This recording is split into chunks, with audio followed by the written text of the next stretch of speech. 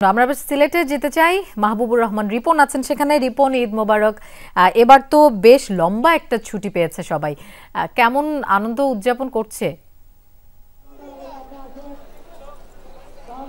লোপা, ঈদ মোবারক।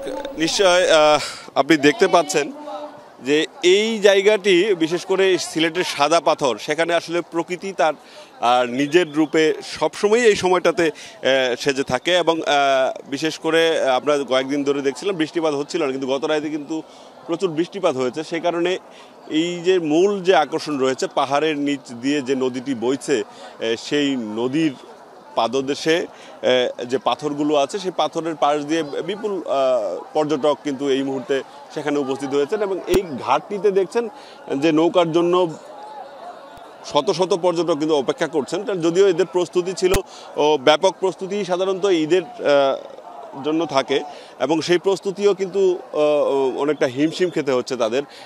এই যে নৌকাগুলো যাচ্ছে, অনেকে আবার ফিরে আসছে, যারা মূলত সকালে আসছেন। এরা এখানকার যারা বলছেন, তারা সকালের দিকে পর্যটক কিছুটা কম ছিল, মূলত 12টার পর থেকে কিন্তু ঢল নেমেছে।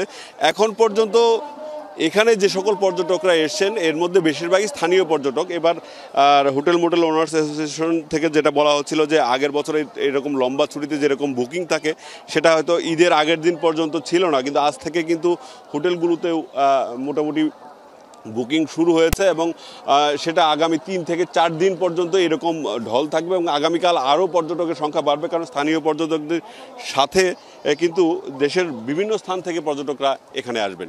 লোপা। রিপন, আপনাকেও ধন্যবাদ ভ্রমণ পিপাসু মানুষের খবর জানানোর জন্য।